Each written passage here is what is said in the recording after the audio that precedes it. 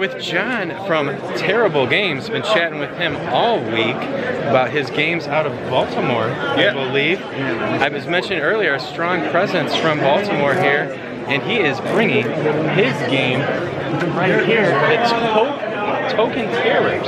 Token Terrors Battlegrounds, yeah. Here we go. So this is a low-luck 1 versus 1 skirmish game that plays in about 20 to 40 minutes, where you play the role of an immortal warlord. You'll draft an army of 10 mini-monsters, toss them into your cemetery bag, shake them up. 5 go onto the battleground, the other 5 go into your reserves area, and you use an approachable but strategically deep action point system in concert with your asymmetric faction abilities to battle your opponents in a fight to the death.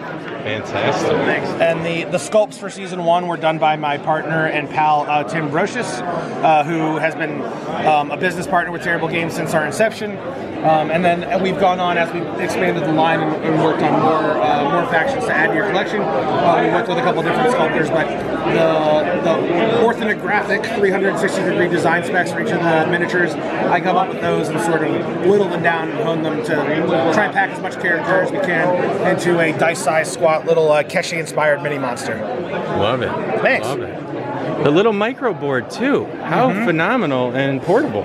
Yeah, exactly. And actually, cool little side feature of this game, if you know it really well and you delete the written materials in the box, the whole game fits inside of one of the 2 provided cemetery bags. Look at that. Oh, little couple of hiders in there. Yep. Little terrors everywhere here from Terrible Games.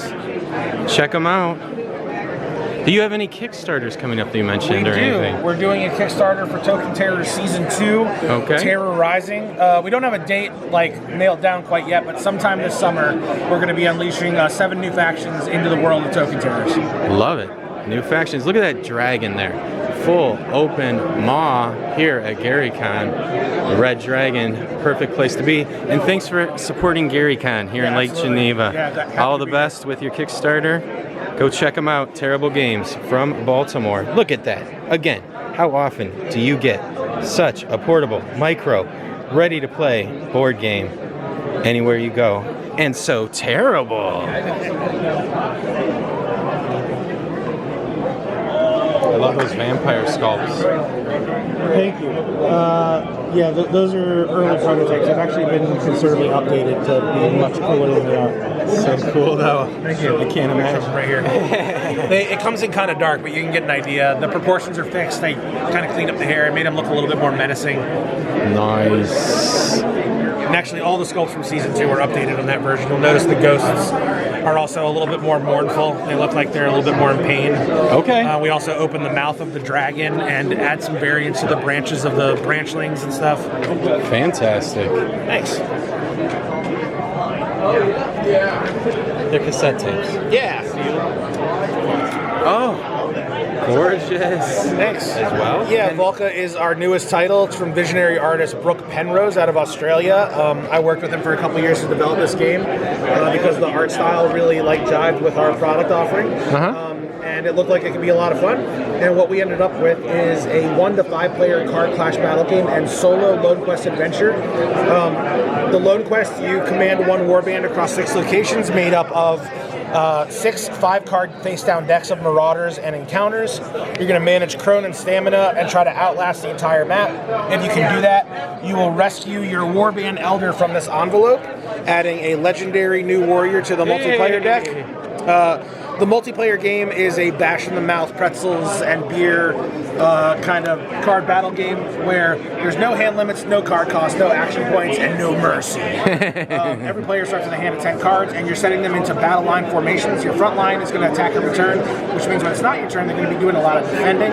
Your back line is miles away with you in the war tent. You're equipping them with weapons. You're giving them buffs like potions.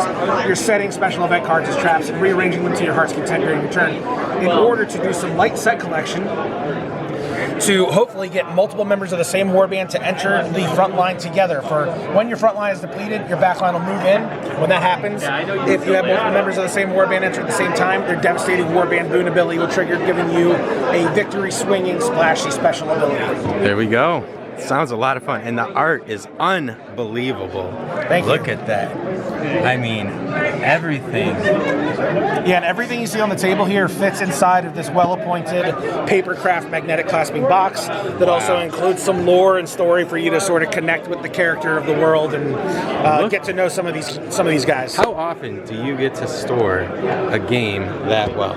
Normally you gotta get plastic bags, you gotta break it up. They got all the compartments for you, all the cards, all the dice, an incredible narrative to go along with it. Thank you so much. Thank you, Brad.